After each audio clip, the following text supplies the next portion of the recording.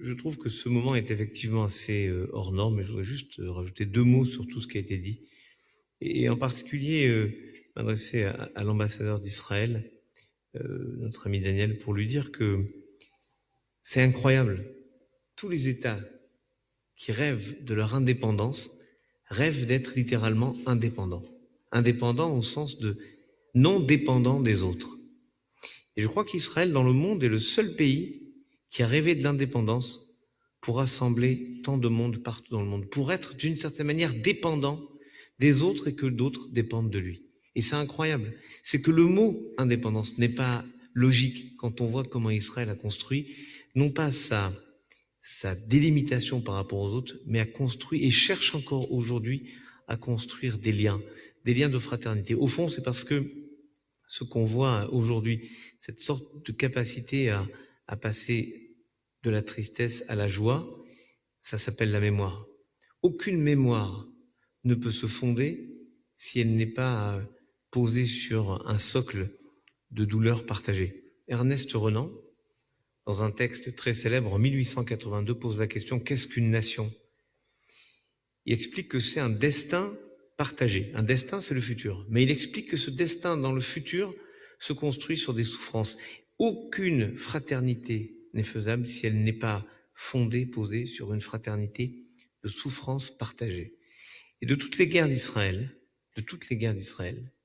qui ont marqué ma jeunesse, à partir du moment où je suis né, je me rappellerai, le grand Rabbin de Paris a raison de parler de la synagogue, je me rappellerai toujours, j'étais jeune, de la guerre de Kippour.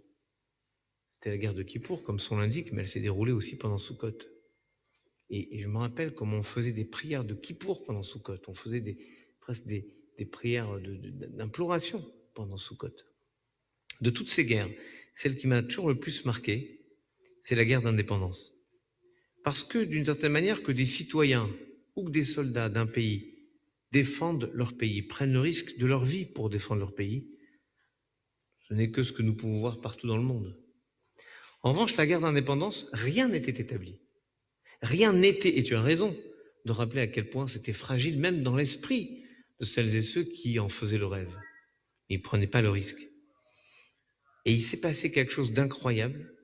C'est d'abord cette mobilisation de tous, mobilisation de personnes qui arrivaient de partout dans le monde, les DIPI, les personnes déplacées qui arrivaient, et la mobilisation du Mahal. Le Mahal, c'était les volontaires étrangers qui venaient, et parfois non juifs, qui venaient combattre avec Israël. Par ma formation, je me suis plongé dans la naissance de l'armée d'État d'Israël, l'armée de l'air, et il y a des choses incroyables. Manquer de pilotes, manquer d'avions aussi, remarquez. Et il y a eu des choses, et écoutez ça, je voudrais conclure avec ça pour vous montrer que oui, la création d'État d'Israël, l'existence même d'État d'Israël relève de ce que le grand man de Paris a appelé la synagogue, c'est en gros le miracle, un miracle permanent, et qui ne doit pas, par le fait qu'il est récurrent, ne plus nous étonner et ne plus nous émerveiller. Le miracle, c'est que cette armée de l'air naissante qui essaye vaguement d'acheter des avions en Tchécoslovaquie, ce sont des avions allemands, des Messerschmitt.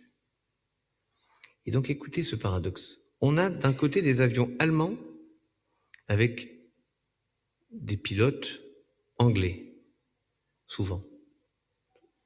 Et en face, ils ont des Spitfire, des avions anglais, les Égyptiens, avec des pilotes parfois allemands.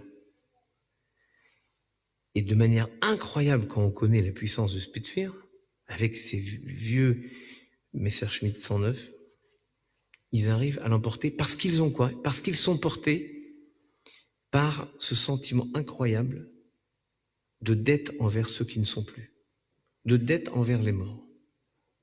Et je crois qu'aujourd'hui, ce moment de Yom HaZikaron et Yom HaAtzmaut, c'est le moment où l'ensemble de la société israélienne, dans tout ce qu'elle fait, dans les réussites industrielles, les réussites économiques, les réussites scientifiques, les réussites dans le high-tech, dans tout ce qu'elle fait, elle a une part de reconnaissance envers celles et ceux qui ont donné leur vie et qui permettent au rêve d'exister aujourd'hui et au rêve de se réinventer pour le futur. Fasse l'Éternel que ce rêve soit un rêve qui se partage et qui se transmette de génération en génération au Olam Vaed.